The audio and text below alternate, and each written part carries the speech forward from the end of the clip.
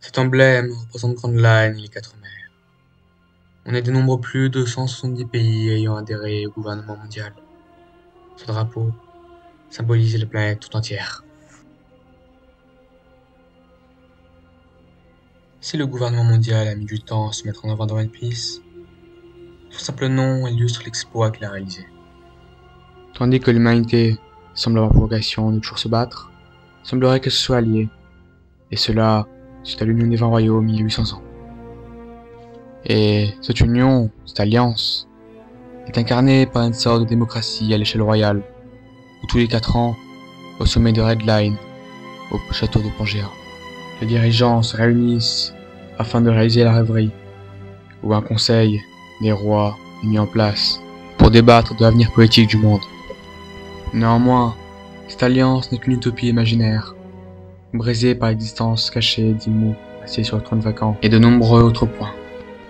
Mais que cela ne soit qu'en quête de masques ou d'une ambition plus grande, nul doute que le gouvernement cherche tout de même à réaliser une union. Et quelles en sont les raisons et comment expliquer le résultat? Cela ne résoudrait pas juste un rêve impossible? Ou alors, il l'est, mais différemment?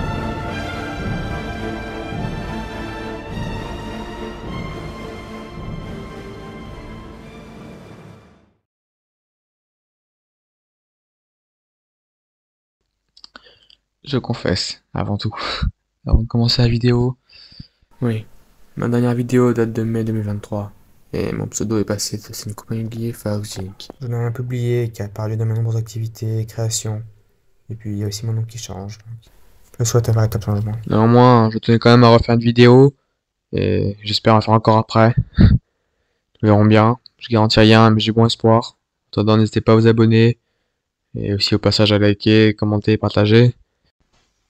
Je suis navré encore pour mon inactivité et mon pseudo qui change, mais j'espère que vous comprendrez, même si je n'ai pas vraiment d'excuses. Bien. Donc, revenons désormais à notre sujet initial, soit l'union. Dans un premier temps, eh bien, je vais développer en quoi ceci peut être un rêve possible. Tant dans le monde de One Piece en premier lieu, mais aussi la difficulté que cela représente dans notre monde. Puis ensuite, eh bien, je vais développer du gouvernement mondial. Celui-ci ayant, semble-t-il, réalisé cela, même si c'est beaucoup plus complexe qu'on ne le pense. Et puis, bien évidemment, je conclurai sur le cas de Joy Boy. Y aura-t-il des spoilers des derniers chapitres? Évidemment. Mais néanmoins, ne vous inquiétez pas, puisque, lorsqu'il y en aura, je vous préviendrai avant. Soit. Commençons. Nul ne l'ignore, l'humain a souvent vécu dans les inégalités et la différence. Pour notamment penser au racisme, et en particulier celui qui atteint les personnes noires dans notre monde, avec le commerce triangulaire à l'époque, et bien encore récemment. Mais dans One Piece, nous avons aussi leurs homologues, les hommes poissons, par leurs conditions de vie, étant victimes d'un racisme énorme et de l'esclavage. En plus de cela, eh bien, l'homme a souvent été dans les conflits aussi. Pour penser à de nombreuses guerres qu'il y a eu dans notre histoire. Et bien sûr, l'univers de Shiro Oda ne fait pas exception à la règle, et est conforme à l'idéologie humaine.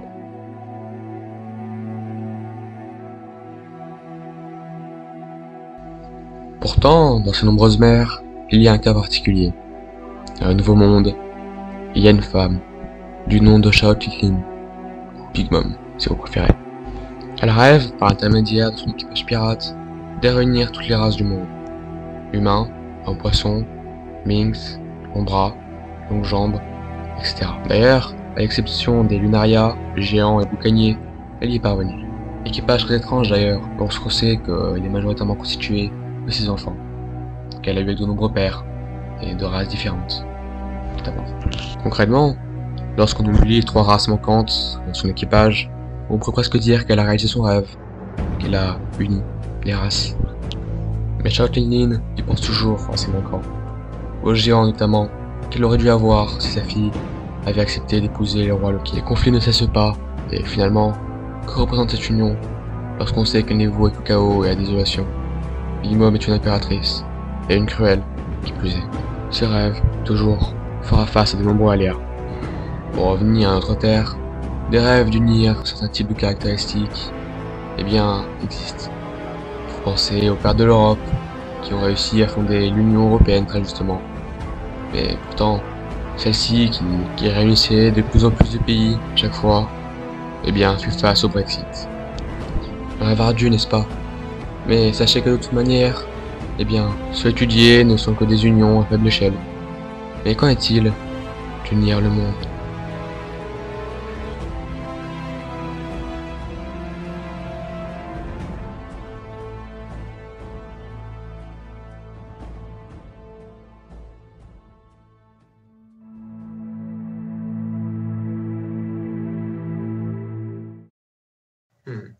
Sachez que de votre patience, je vous remercie. Car, en effet, nous n'allons que maintenant entrer dans la partie la plus importante de la vidéo, la plus captivante aussi. Celle qui méritait le fait que je dédie une vidéo. Sans la moindre intention de vous mentir, je peux vous garantir que le cas du gouvernement mondial de One Piece est de mon point de vue très intéressant. Oui, car je considère que, d'un certain côté, le gouvernement mondial cherche, on pourrait dire, à créer une sorte d'union à l'échelle globale, que le monde entier en bénéficie. Et des exemples illustrant cela ne manquent pas. En premier lieu, nous avons évidemment la marine, une organisation militaire qui, pour le monde entier, cherche à protéger les habitants et à lutter contre la piraterie notamment. Puis, qui dit marine mondiale, dit aussi justice mondiale et prison mondiale. Mondiale, mondiale, mondiale.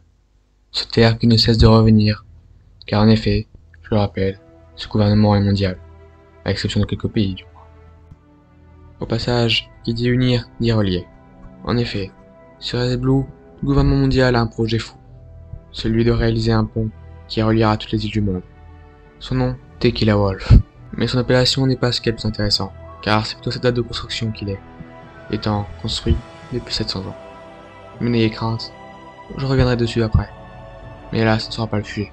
Bien entendu, tout ceci nous rappelle l'Organisation des Nations Unies, mais celle-ci d'organisation va encore beaucoup plus loin. Cependant, il y a dedans quelques contradictions totalement folles. En effet, en premier lieu, tous les pays de One Piece ne font pas partie de l'Union. Par exemple, nous avons le pays des Wa, ou les deux Sphinx, et d'ailleurs, leurs habitants en payent le prix.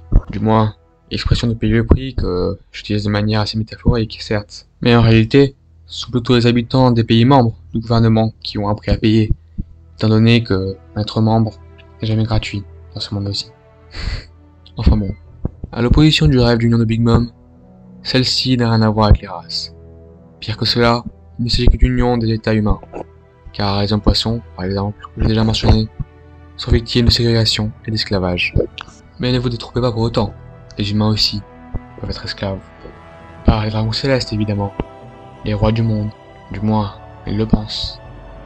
Car, tapis dans le secret de tous, est assis sur ce trône vacant où nul ne devrait s'asseoir. Il y a Imu. Il n'y a aucune union, juste le chaos.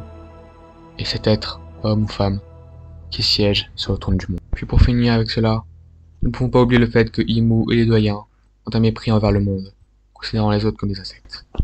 Alors, nous pourrons dire que le gouvernement mondial siège sur une fausse union.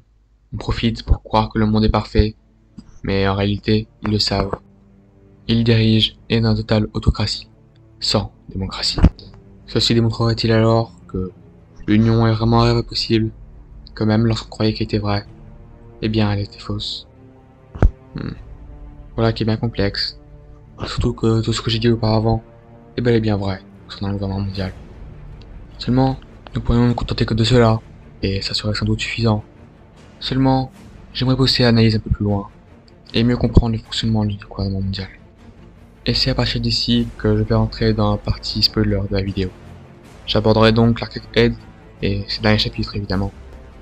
Si vous n'êtes pas à jour, eh bien je vous invite à conserver cette vidéo pour plus tard et la regarder le temps voulu. Je vous remercie en tout cas d'avoir regardé jusqu'ici, et désormais nous rentrons dans les spoils. Soit, je pense que pour analyser ce principe d'union, ce rêve impossible et le cas du gouvernement mondial, nous ne pouvons pas ne pas aborder l'ancien royaume, ce royaume si mystérieux, et surtout autour d'une question importante. À cette époque, Terre est sûrement même un peu nombreux, continents. Est-ce que la Terre était unie autour de ce royaume?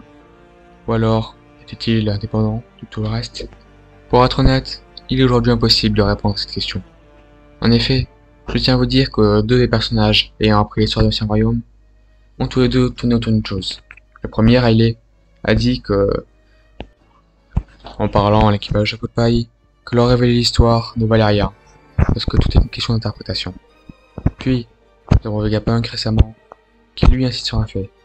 Il ne sait pas qui est bon et qui est mauvais dans cette histoire, quand bien même il y a quelqu'un qui soit bon et un autre mauvais.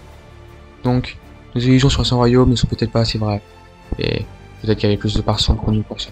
S'il fut réellement indépendant, ceci pourrait éventuellement expliquer l'alliance des 20 royaumes, pour lutter contre celui-ci, par jalousie peut-être. Et puis, petite parenthèse, mais que le fait que le monde soit détruit dû à simplement quelques royaumes n'est pas forcément si étonnant, parce qu'on sait que si notre monde venait à joindre la 3ème guerre mondiale, et on espère que ça n'arrivera pas, et bien le monde serait ravagé seulement par les pays détenteurs des armes nucléaires. Mais enfin bon, ce n'est pas le sujet. Nous allons partir du principe que oui, le monde était uni autour de lui. Peut-être même, pour aller plus loin dans la théorie, que c'était un grand empire et que l'ancien royaume était le centre. Et peu importe. Pour revenir au gouvernement mondial, je pense qu'ils veulent copier cet ancien royaume. Et remarque, c'est assez ironique, lorsqu'on voit que toute mention de ce nom est tabou. Seulement, la situation est plus complexe que cela. Si 800 ans durant, le gouvernement mondial a laissé le monde dans un temps arriéré par rapport à la grande technologie qu'il y avait auparavant, il décide maintenant de bien s'avancer. Il laisse Vegapunk produire une énergie similaire à celle de l'ancien royaume, Mother Flame, mais ne l'arrêtant que lorsqu'il commence à être trop curieux et chercher des secrets. Il semble s'intéresser aussi aux armes antiques, et puis il tente aussi de développer une technologie extrême, avec notamment les pacifistas, évoluant de jour en jour. Ainsi, ce gouvernement actuel pourrait-il régner grâce à cette ancienne technologie, maintenant disparue, et qu'ils ont eux-mêmes combattu, tout étonnant et froid que les gens sachent trop sur leurs secrets? Ils le savent, la grande guerre n'est pas finie, et ils doivent être armés comme l'était autrefois l'Ancien Royaume. Finalement, c'est à leur tour de jouer le rôle de cet Ancien Royaume, encore et toujours. Ce royaume sans nom. C'est contre eux qu'une alliance va réellement se former, que les gens vont se rassembler et créer une véritable union autour d'un homme. Mais celui-ci, je pense que vous connaissez son nom.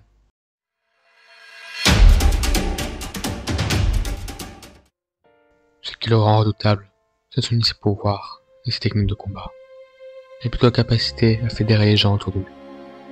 C'est bien la plus grande force qu'on puisse craindre dans ce monde. J'ignore si le monde sera uni un jour. J'ignore si le racisme et les inégalités disparaîtront un jour. J'ignore si l'humanité sera heureuse ensemble un jour.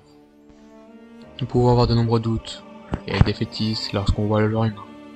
Néanmoins, est-ce une raison pour cesser de rêver? Puis nous savons bien, la fiction est justement là pour nous faire rêver. One Piece ne fait pas exception à la règle, embrassant la règle, même. Créer des lunettes à partir de ses cheveux, à simple force de son imagination. Faire secouer la terre comme tu entends. Ça aussi est impossible. Et pourtant le film le fait. Et Shiroda nous le montre bien. On peut rêver, et la fiction est là pour nous aider à rêver. Unir le monde, c'est peut-être difficile, voire impossible, mais il le fera quand même. Le fil détient le fruit de l'humain modèle Nika. Et n'oubliez pas ce que les doyens ont dit. Les fruits type Zoan choisissent leur possesseur. Nika, le dieu du soleil, des fables d'Elbaf, et intitulé par les boucaniers. Celui que l'on nomme le guerrier libérateur. Mais, pourtant, je doute que lui-même se considérait comme tel si jamais il ait vraiment existé. Car lorsqu'on prend le cas de Luffy, il ne se considère pas comme un héros. S'il quitte la liberté, oui, c'est la sienne, et celle de ses amis. Mais, provoquant la sympathie des gens qui l'entourent, et même les montres visibles, eh bien il offre la liberté à tous. Oui, il est ainsi, un briseur de chaînes, celui qui mettra fin à l'esclavage, mais sans pour autant chercher à être un héros. Et il y a fort à parier que le cas de Joy Boy est similaire à celui-ci.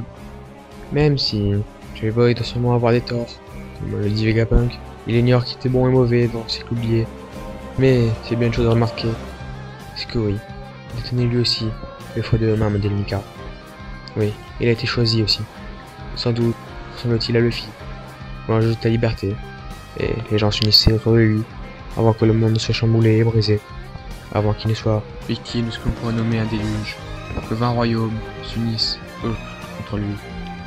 Et pourtant, un géant de fer, un éléphant géant, eux, croyant en lui, et ils n'étaient pas les seuls, ça soyez-en sûrs.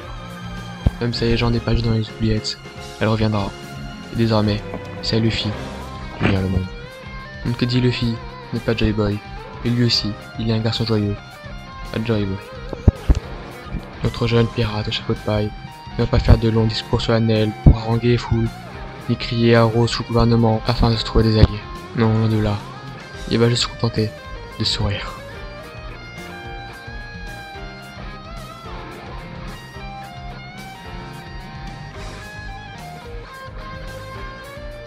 Et à leur tour, les gens vont se mettre à rigoler, tel a pu le faire Goldie Roger, le roi des pirates sur la hôtel. Ils vont tous rire, et cela grâce à ce jeune homme.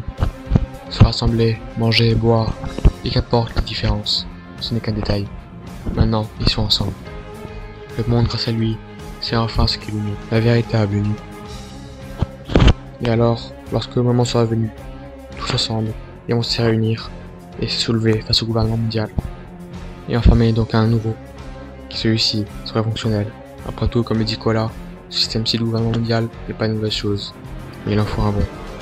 Celui-ci, ce ne sera pas Luffy qui le créera, mais ce sera grâce à lui qu'il existera.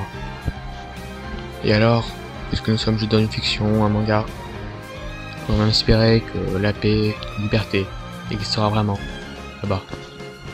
Mais alors, qu'en est-il de notre monde? Eh bien, nous en sommes capables. Rappelez-vous, les Coupes du Monde par exemple, le monde entier se réunit juste pour voir deux équipes se taper sur un ballon de foot. À travers la terre, nous en avons assez, la France brisée, d'innocents qui meurent et de massacres terribles. Alors, nous devons cesser cela et nous réunir maintenant pour s'amuser, pour être joyeux. Pourquoi faire la guerre quand nous pouvons faire la paix? Est-ce que l'union est un rêve possible? Non, mais il est le plus difficile. On peut croire en celui-ci, on peut se battre pour celui-là. Et peut-être qu'un jour, nos enfants, nos petits-enfants, que les générations futures, notre 300 ans, pourront vivre dans un monde meilleur. Et pour cela, c'est désormais à nous, hommes, femmes, qui vivons aujourd'hui, de nous battre pour. Croyons en l'union. Croyons en ce rêve, croyons en la paix.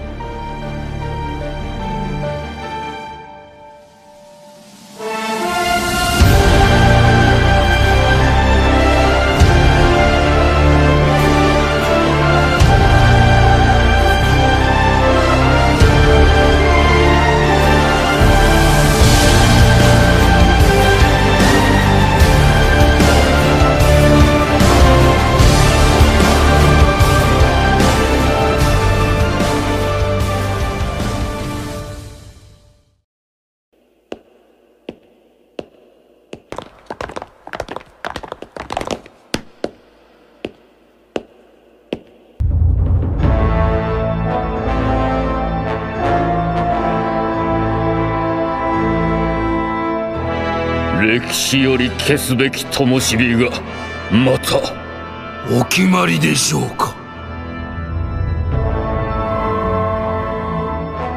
力はその者の名を